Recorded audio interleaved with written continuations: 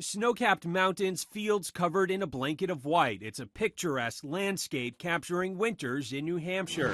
And it's scenes like this that draw tourists from all over to enjoy this season here in the Granite State. But a changing climate is threatening the way we enjoy winter recreation. Unfortunately, it is the new normal. Lauren Casey is a meteorologist for Climate Central, a nonprofit consisting of an independent group of scientists who research changes in our climate. Unfortunately, unless we really curb our carbon emissions, it's only going to get warmer from here. Climate Central has analyzed winter average temperatures for more than 200 locations across the U.S., including Concord.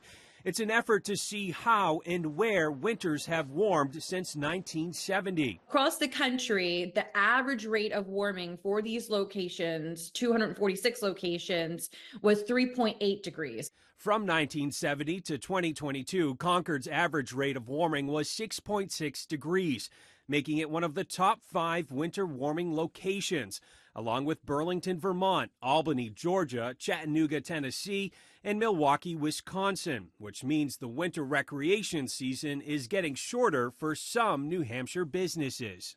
Which is a disappointment. Dan Gould is the executive director of the New Hampshire Snowmobile Association.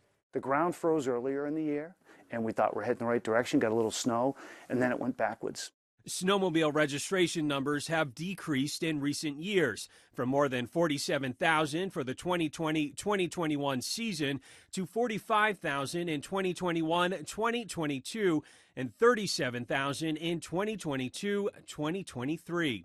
Gould says changing temps do not help an industry that can't make its own snow. Well, we need multiple storms to form layer upon layer of a base, and once that's groomed, it can almost be like an ice rink, nice and hard and firm and holds up, and then you have fresh snow over that. And oftentimes you could ride from December through late March. But this year, a vast majority of the state's snowmobile trails closed the first week of March.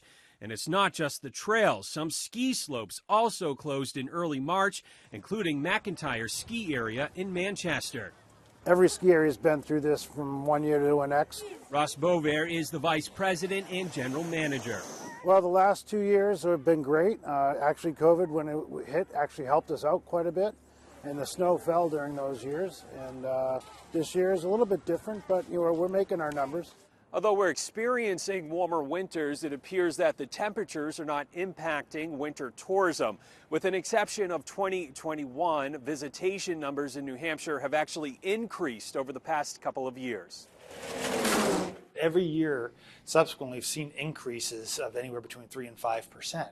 Business and Economic Affairs Director Taylor Caswell credits the increase to New Hampshire businesses that have adjusted their models by offering additional outdoor activities such as winter hiking and what's known as fat biking.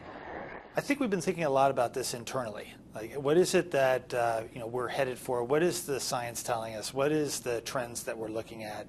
What are some of the ways that we can help our tourism industry adapt and get more creative and be more innovative in the way that they present offerings to people who want to come to New Hampshire?